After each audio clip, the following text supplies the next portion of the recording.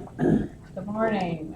This is the Health Committee, October 5th, 2021 at 9 a.m. Would you please take a roll call?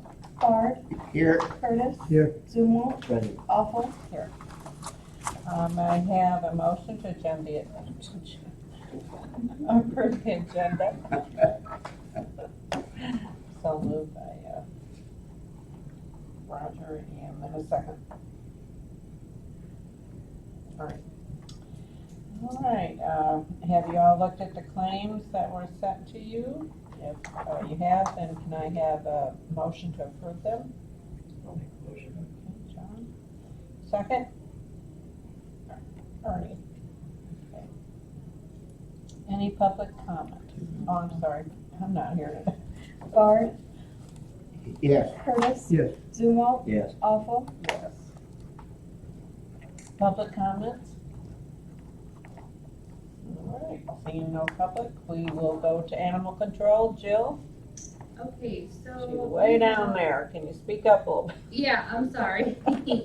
We have taken in for the month of September 4 cats and 9 dogs. We've placed them in 5 different shelters or foster persons have taken them.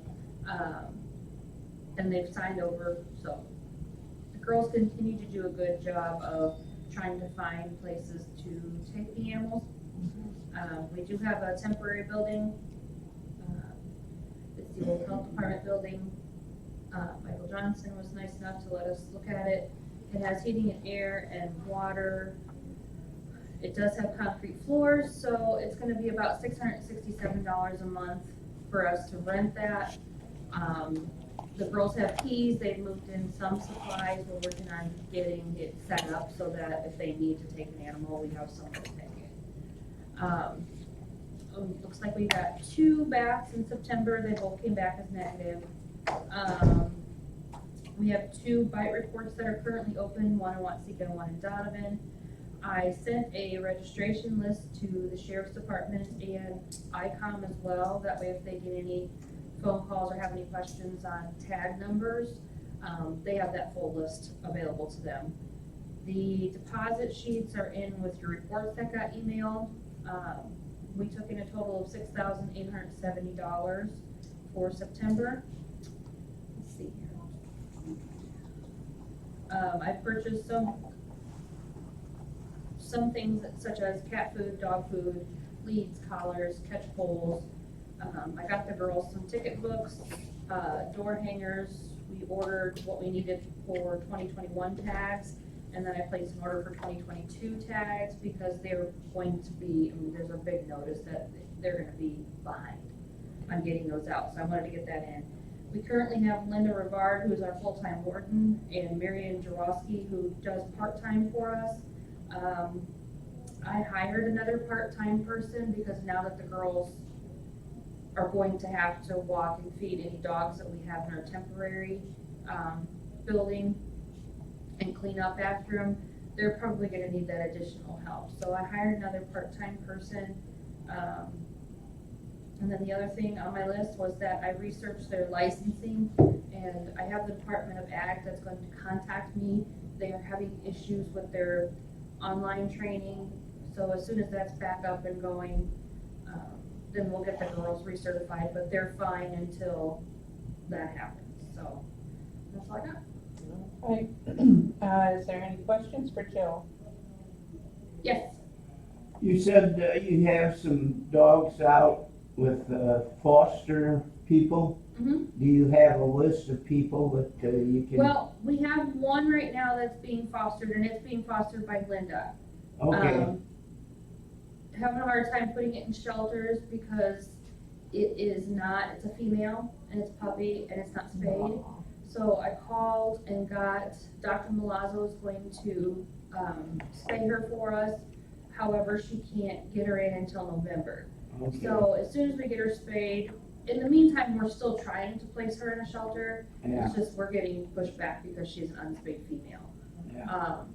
So until we can get her in to get spayed, Linda, and you'll notice that on her timesheet as well, she is boarding, we call her Baby Olive. So Aw. she's boarding Olive for us, so. Okay. And yes, Linda has a list, there's a few fosters that she has a list that will foster for us. Okay, thank you, Jill. Mhm. All right, have Iroquois County Public Health Department. Good morning. Good morning. How are you today, Dee? I'm okay. Good. The last couple days have been a little more quiet than usual, which is really nice considering that the last 2 Fridays they've changed the 3rd dose and booster requirements, and the last couple weekends have been really rough with phone calls. Just last weekend I counted 51 phone calls between Friday night and Sunday night.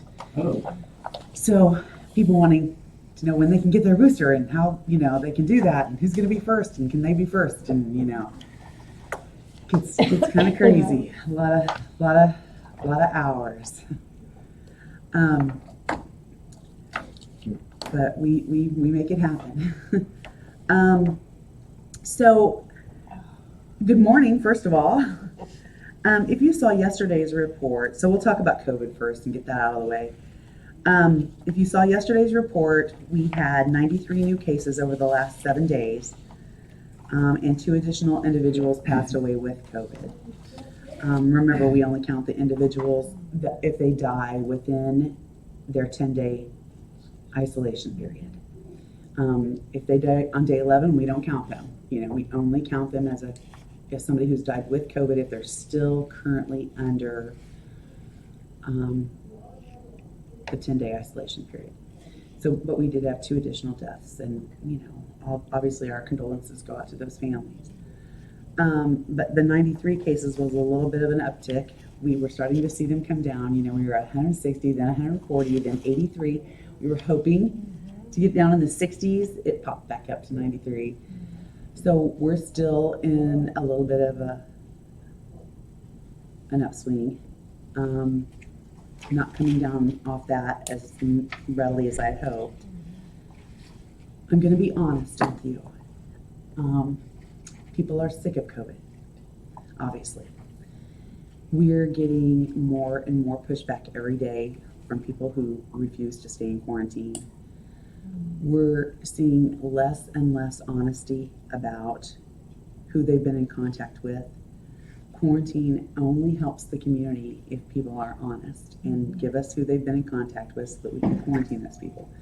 If they won't tell us who they've been in contact with, it's out there spreading, and we're going to continue to see increased cases as long as we have people that are unwilling to cooperate.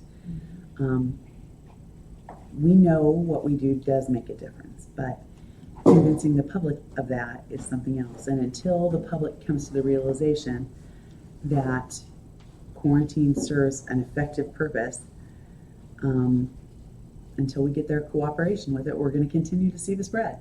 And it's just going to, so we're kind of spinning our wheels here. There is a lot of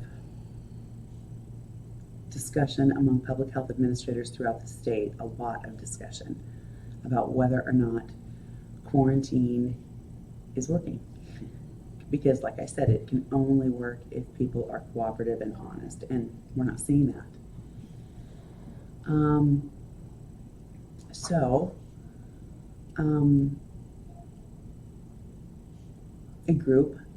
A large group of public health administrators throughout the state, with which I am involved, are looking at what we are calling a demobilization plan. That may change how we isolate and quarantine. Isolation would probably remain the same. I mean, if you test positive, you need to be in isolation for 10 days, period. Quarantine, I did, when we first saw the uptick a few months ago, I went back to a 14-day quarantine at the recommendation of the state. Since that time, I've decreased it back down to 10 days for all of Iroquois County. Simply because of 2 things. People are more likely to cooperate if they're in quarantine for a shorter period of time. And the difference between the people that turn positive from, day 1 through day 10 of their quarantine, and then day 10 through 14, we're only seeing about a 2% of the people that actually become positive after that 10-day period. So to me, that wasn't significant enough to keep everyone in quarantine for 14 days. So I made that determination. We dropped back down to 10 days. People weren't staying in quarantine for 14 days anyway. They weren't, and we can't enforce that. There's no way to do that. I know that a lot of you see all the comments and suggestions on Facebook, and I know last month when I was here, I discussed with you, an individual who was very vocal in a very public forum that the health department needed to go check on these people every day in their homes and make sure that they were staying in their homes. That's not feasible. We can't possibly do that. That is just not feasible. We had 93 cases over the last 7 days. Let's say each of them reported, 5 cases, five contacts. Yes, thank you. You're looking at 500 people. We can go visit 500 people every day, plus our original 93 isolation. This is not possible. So we're doing the best we can. We're mitigating this as much as we can. We're providing as much education as we can. But it will continue to spread as long as people out there are spreading it and don't stay at home. The bottom line is if you come into direct contact with somebody who's tested positive, you need to stay home. And until people do that, we're going to continue to see this, and it will run rampant through the population. I also want you to know that we all know that this is going to become, rather than a pandemic, it's going to become endemic. Other endemic things are like seasonal flu. They happen every year. This is not the flu. COVID is not the flu, and people who think that these are the same thing are not educated. There are two completely separate viruses. They have some similar symptoms, but they're two different diseases. So, but we know that COVID is going to become endemic, and it's going to be something that's going to be around for a long, long time.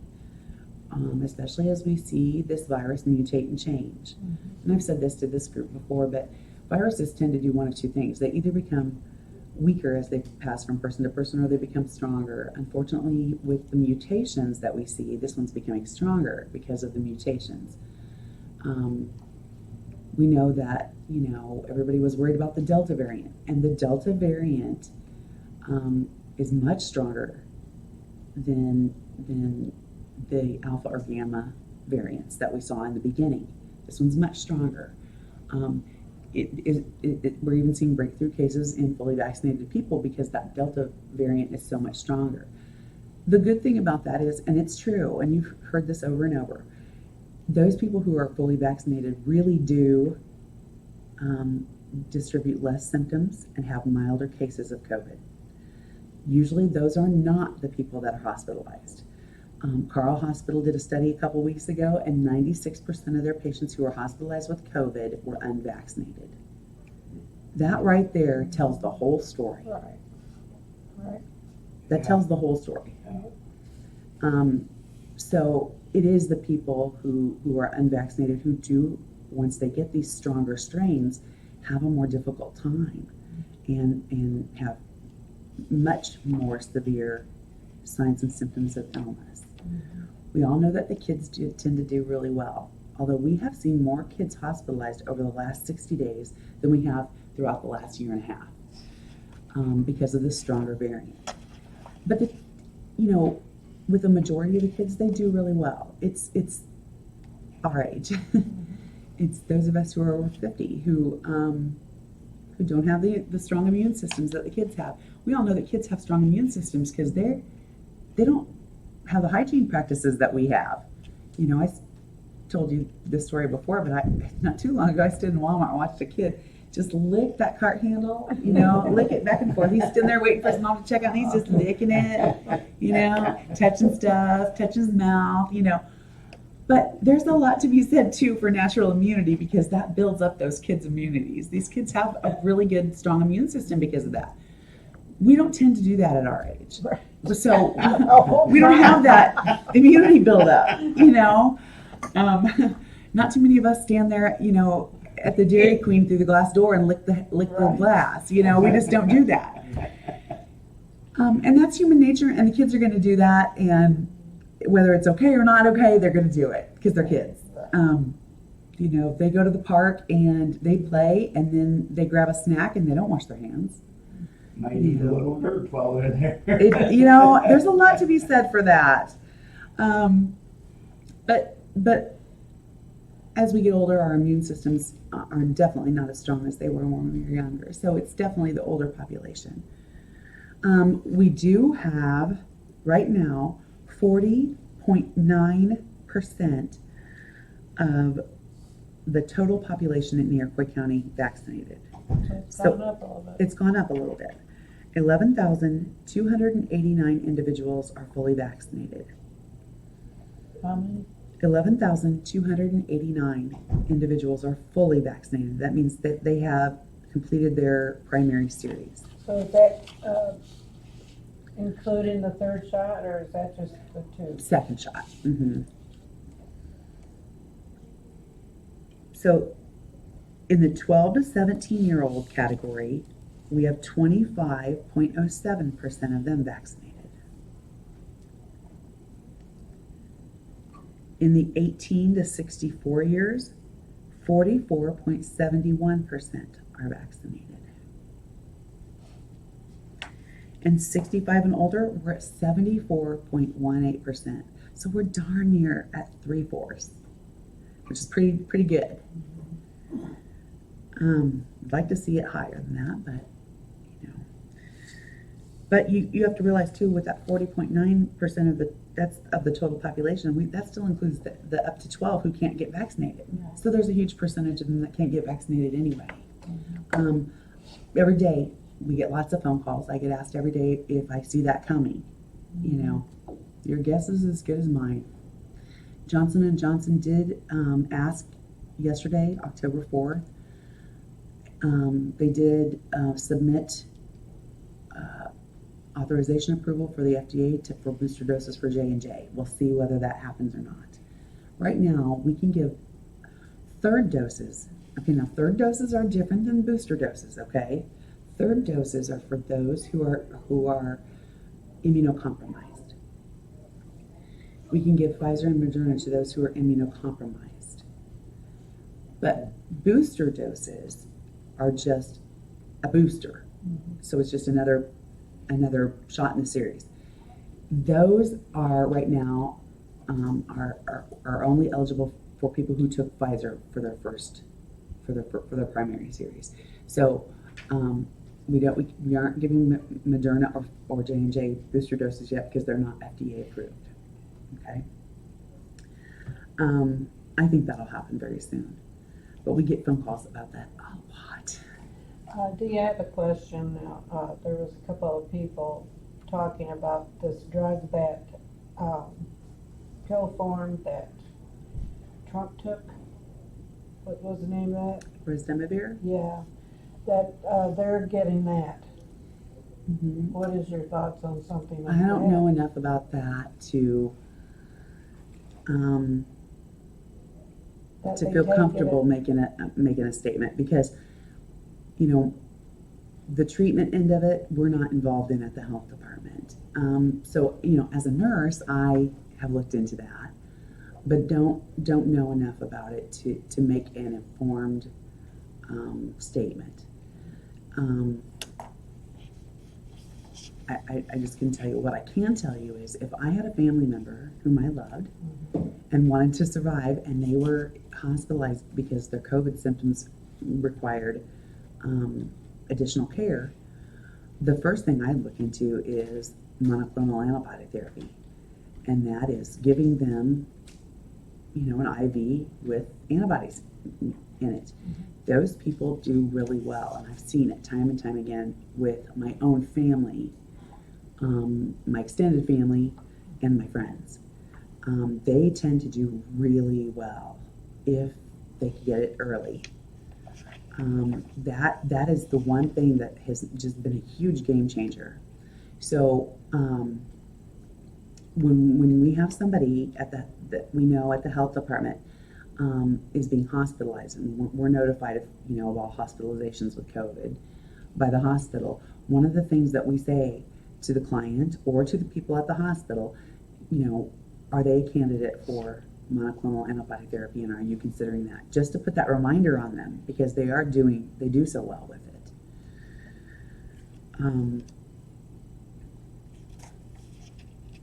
So that's something that we and we tell people, if you experience signs and symptoms, don't wait too long to go to the, everybody thinks, okay, it'll be okay. A lot of people who end up in the hospital stayed at home a little bit too long. That's probably all the farmers. I grew up on a farm. My dad was one of those. He was stubborn and yeah. I think our mind plays tricks with us, just wants us to tell ourselves, no, it's just the sinus. Yeah, a lot of people do that. But it's definitely not going anywhere anytime soon. Yeah. You said that there's a possibility of, because of the lack of cooperation on the part of people for quarantine and so forth, the possibility of maybe some of the requirements being scaled back. I think that's going to happen. Now, I can't. wonder if that type of activity might engender a sense of betrayal on the part of the people that aren't cooperating, the people in businesses that require people to wear face masks and adhere to the policies. Absolutely. When people see the health department Backing back, off, yeah. I mean, to me, I liken it to somebody driving down the road and you see the speed limit and everybody's driving 25 miles an hour over. So you change the speed and limit. the policemen don't care, Right. It's- Right. I get that. That's one of the things that we're definitely taking into consideration. For some reason, and I have my own opinions about that, but you don't need to hear those. A very big part of the population has entangled COVID with politics, which is a really big shame. Yeah. Because this should have been treated like a TB outbreak or a polio outbreak or a mumps or a measles outbreak where we all do the right thing to stop the spread. Right. But it became so political that people have entangled that with politics, and I think that happens on both sides of the aisle, Right. and I think that happened because we had politicians that did that. I think that we have community members who are doing that, and that's a really big shame. It's done a huge disservice to everyone because so many people have dug their heels in that they'll actually cut their own nose off to spite their face, and that's sad. I mean, we've had people that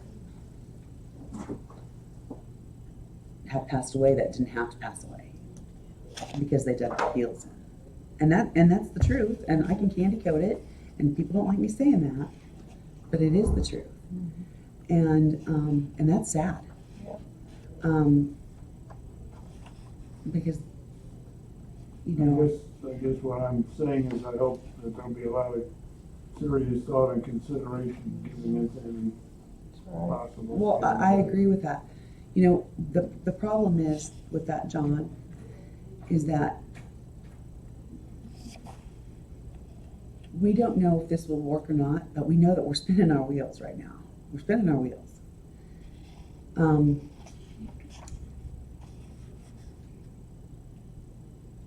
And it used to be that when we had an outbreak of any type, whether we had a salmonella outbreak in the community, if we had a TB outbreak in the community, most of the community didn't know about that, because what the health department, what our goal is to make people not afraid to go out in public, okay?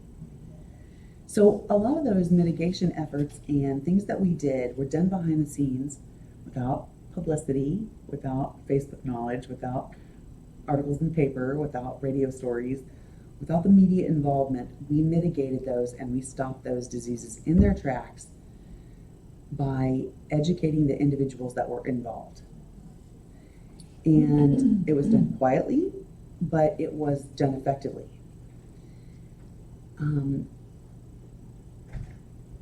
We think that because this has become so political, and we've got people who are, digging their heels in and not cooperating, we're not sure if we could take a different route to get to the same destination. For example, let me give you an example of that. Rather than calling someone, because every fourth or fifth phone call we make to somebody in quarantine, my contact tracer gets cussed out. I mean cussed out. Every fourth or fifth phone call is unbelievably hateful. If we get to the point where we're isolating those people, but we leave quarantine up to them, it is your job, and we're going to instruct you on how to contact your family members that you have been involved with. Here's what to encourage them, to stay home, to encourage them this, and let them do that way. We may get better cooperation than by the health department calling, but we don't know that. We don't know if that will work or not. That's just something that we're looking into. And we're not going to do anything different until we look at this, until we have, obviously have some state backing, until a lot of public health administrators, agree on this. But the one thing that we are doing is across the state, we're seeing, and I don't mean that so much in Iroquois County, because I'll be honest with you, I've been very lucky. I've received a couple threats. I've received a couple of threatening phone calls and a couple threatening letters. I've talked to Jeremy Douglas about it. Jeremy Douglas has gone to talk to a couple people on my behalf. Said, you will not threaten her again, But in other places, I told you about what happened with Monica Hendrickson, who was Peoria County's health department administrator. That was bad. Jared Welch from Adams County, his family has experienced some bad things. Terrible. You see things on the news where the school board members are getting attacked because of mask mandates in school that they have nothing to do with and can't change. If they want to receive funding for their school, you're not going to not receive your funding for your school. So all of the mean and nasty things that have happened are creating an environment where it's hard to be effective. And it's sad. It's sad. I guess, but my point is backing off isn't necessarily the best answer. No, I understand that too. But at some point, John, I've advertised in the past for contact tracers. You about can't get anybody to take the job. And then if they do apply and then they understand what they're going to be dealing with all day, nobody wants that job. I don't care how much you pay them. I don't care if I pay them $50 an hour. People won't do the job. I've got a few staff that are done with it. They work in other programs. They'll work their programs, but they can't take it anymore. It's abuse. You can only get, cussed out, chewed out, threatened so many times in a day. That's all you can take. Some of us let it roll off of us easier than other ones. But, I've said this to you before. It's very rare that somebody at the health department isn't crying at all times. And that's sad. And then you got people griping because of the overtime hours. You can't pay these people enough for what they do. The overtime hours? Are you kidding me? And we have grant money that pays for those overtime hours. So it's not coming, Dee, can I ask a question? Sorry. No, okay. We had public comments earlier, That's I'm fine. sorry. But you're free to give me a call or come down to my office at any time. Okay, how far is the mandate going to go? I know we've been reading about, Your guess is as good as mine. oh, You mean the mandate, the vaccine mandate? yes, and we've been, you know, I I think don't it's know. United Airlines and, I don't know. Your guess is as good as mine. Governor Newsom in California mandated that all children K through 12 are vaccinated in order to attend a public school or a private school who's receiving title money, state money. So he mandated that. Will that happen in Illinois? Your guess is as good as mine. You know, when they came out with the mask mandates for school, I was very clear with everybody that called me because I got just bombarded with phone calls. Bombarded. Lots of parents. How can you allow this to happen? I'm not the governor's boss. yeah, I don't run the governor. That's a gubernatorial mandate that was adopted by Illinois State Board of Education and supported by IDPH. Has nothing to do with your local health department. We have no say in it whatsoever. Zero. None. The only thing I was very clear about was if the local health department is asked to enforce it, I will refuse. I'm not going to be the mask police. I don't have jurisdictional authority by law to walk into a school and do anything except one of three things. My jurisdictional authority in a school district is based on one of three things: isolation, quarantine, and food inspections. And that's all the law says that I have the jurisdictional authority to do. Otherwise, that school district is governed by its local school board. And I'm not crossing that line because I will only do what the law says I can do. You know, we spent a lot of And time. isolation and quarantine, I'm sorry, Mrs. Oliver, to interrupt you, but I wanted to finish that. Isolation and quarantine have been laws for 30 years, over 30 years. I've been in public health for 29 and a half years now. And it's been law ever since I've worked for public health. So those aren't new laws, yeah. you know.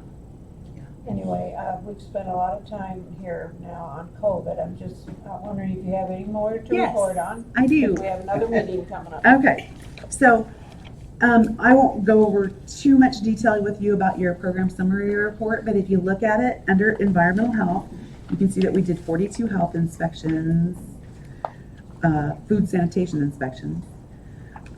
We issued one new permit.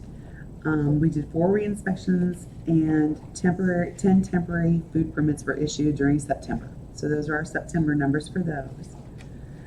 9 water sample kits. So you can see that really dropped off in September.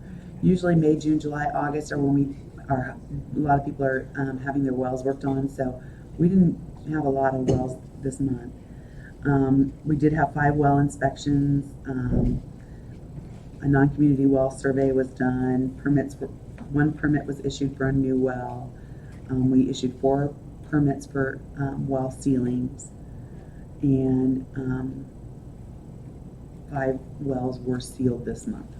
Now sometimes we issue a permit and it takes them months before they seal it, so that's why the numbers don't always match there. But we did 3 private sewage disposal inspections and issued 2 permits for septics. We did 42 West Nile surveillance samples, and so far we've only had that 1 bird in the bird samples that has tested positive. We did 47 tobacco compliance inspections in restaurants, and 1 body art inspection. Under community health, we did 65. So you see that number really dropped off. It'll start dropping off now because most kids get their vaccines in July and August. We did 65 childhood immunizations this month, and we gave 129 COVID vaccines at the health department. A lot of people go, to our clinics at IMH that we partner with them. But in our own health department, we did 129. We had 3 animal bites. Those 3 were all quarantined, and no specimens tested positive, for rabies. This was a good month. We only had 1 chlamydia case. Now, that doesn't happen very often, so that was a really good month for STDs. We did have 384 cases during the month of September of COVID-19 in Iroquois County. We had 5 different outbreaks, and an outbreak could be in a school, a workplace, a long-term care facility, so forth. 4 new hepatitis C cases, and a histoplasmosis case. That histoplasmosis case is going to probably be positive. It's right now deemed probable, but it's going to come back positive. The 5 rabies investigations, we had 4 bats that all tested negative, and then we had a mouse, which is unusual. 1 investigation of a strep pneumoniae in an infant. Our tuberculosis patient on medication is doing very well. They're doing direct observation therapy. We lucked out with that one. We don't have to go to their home every day. They come to the health department. And they're very compliant and very cooperative, and they don't want to spread TB. So. It should be, yeah. And they're a latent case, so they're not an active case. Otherwise, we wouldn't let them in here either. I want to point that out. We did 13 press releases this month. We did overdose awareness, National Preparedness Month. We did isolation and quarantine guidance, food safety education month, flu vaccines, our weekly COVID updates. We did 5 of those. We did a COVID Pfizer booster announcement, and then we advertised for the IMH COVID-19 clinics. All in all, that was 13 different press releases over the month of September. We're still doing, all of our normal community education presentations. We did a Narcan training, we did 3 CPR trainings in September, and we did 1 K through 12 health education program. Those will really be picking up now that school's in swing. We saw 13 inmates at the jail. Vision and hearing, which we had started again, is now suspended for a little bit at the recommendation of the state, but we will be starting that again probably in January. And then our senior service programs, if you look down the list there, you can see that we have 182 total clients on senior service program care through the community care program. Any questions? Yeah. Yes, this Harvest Days we just had, they have food vendors out there. Is there any checks made as far as? So the food vendors have to get a temporary, if they're selling food to the public, at an event like that, they have to have a temporary food license. Okay. Or they have to have a full service food license, either one. Temporary food license for like a 2-day event is $25. Okay. We go over everything with them. We do inspections, especially if there's somebody new and we haven't already inspected them like 2 or 3 times for other events over the summer. Then they go out and check them over. Yeah, I heard somebody was serving something without gloves on. Yeah. They tend to do that while we're there. But that can happen. Yeah. I'm reminded them that they ought to do that. Yeah. Plus the It fact. happens. I got a question for you. I had a lady call me about 3 weeks ago, and she owns real estate here in town. And she went to throw a guy out, and he says, "I got COVID and you can't make me move." And I didn't know how to answer it, so I told her to call the health department. I've not had that come up.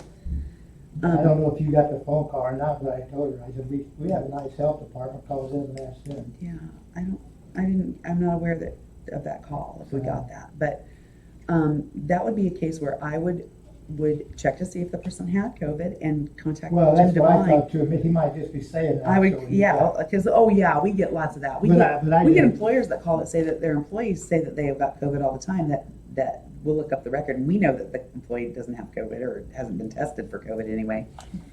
And they just want to get out of work.